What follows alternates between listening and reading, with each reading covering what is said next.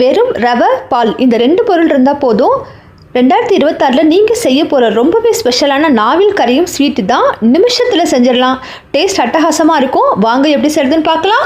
Hello viewers, வணக்கம். Welcome to tickling taste. Recipe செய்கிறதுக்கு first இன்றைக்கி நம்ம ஸ்வீட் ரெசிபின்னு சொன்னனால சர்க்கரையை தான் பாகாக்கிக்க போகிறோம். 1 கப்பு சர்க்கரை சேர்த்துட்டு அதில் 1/2 கப்பு தண்ணி சேர்த்து இதை நல்லா மெல்ட் ஆகிற அளவுக்கு கொதிக்க விட்டுக்கணும். கொதிக்க ஆரம்பித்தோடனையும் 2லேருந்து 3 ஏலக்காய் தட்டி சேர்த்துட்டு ஜஸ்ட்டு சர்க்கரை நல்லா கரைஞ்சா போதுங்க. இதுக்கு எதுவும் பாகுபதம் தேவையில்லை. சர்க்கரை கரைஞ்சதுக்கப்புறம் அதை எடுத்து அப்படியே ஓரமாக வச்சுருங்க, ஆறிக்கிட்டு இருக்கட்டும்.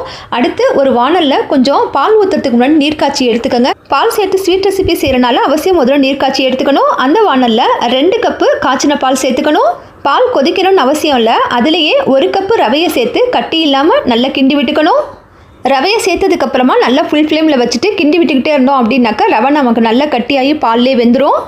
இந்த மாதிரி ஒரு கன்சிஸ்டன்சி கிடச்சிரும். இது இன்னுமே நமக்கு வானல்லேருந்து எடுத்து திருப்பி போடும்போது இது போல் நல்லா கெட்டியாயிடணும். இந்த மாதிரி ஆனதுக்கப்புறம் இதை ஆஃப் பண்ணிவிட்டு வேறு ஒரு பாத்திரத்துக்கு மாற்றி வச்சுருங்க. நல்லா ஆறட்டும். கை பொறுக்கிற சூடு அளவு வரணும்.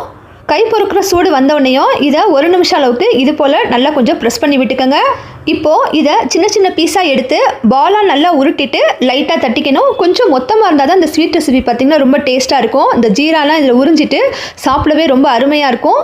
கையில் லைட்டாக தட்டிக்கிறதாலும் தட்டிக்கலாம். அப்படி இல்லைனாக்கா நம்ம பிளேட்டில் இல்லை ஏதாவது ஒரு சமமான இடத்துல வச்சு இது போல் ஒரு ப்ரெஸ் கொடுத்து எடுத்துக்கலாம். இது போல் எல்லா மாவையும் ரவுண்ட் ஷேப்பில் தட்டி எடுத்துக்கணும். இப்போது இது எல்லாத்தையும் நம்ம எண்ணெயில் பொரிச்சு எடுக்க போகிறோம். அதுக்கு ஒரு வானலில் பொரிக்கிற அளவுக்கு தேவையான அளவுக்கு எண்ணெய் ஊற்றிக்கணும். எண்ணெய் மீடியம் சூடானதுக்கப்புறம் நம்ம தட்டி வச்சுருக்க ரவையை எடுத்து போட்டு இது போல் முன்னாடியும் பின்னாடியும் மீடியம் ஃப்ளேமில் வச்சு அதுக்கப்புறம் லோ ஃப்ளேமில் வச்சு இது மாதிரி நல்ல கோல்டன் ப்ரௌனாக வறுத்து எடுத்துக்கணும். வறுத்து எடுத்த இந்த ரவையை என்ன செய்யணும் அப்படின்னாக்கா நாம் வச்சுருக்கோம் பார்த்திங்களா ஜீரா சிரப்பு, அந்த சிரப்பில் அப்படியே சேர்த்துக்க வேண்டியதான்.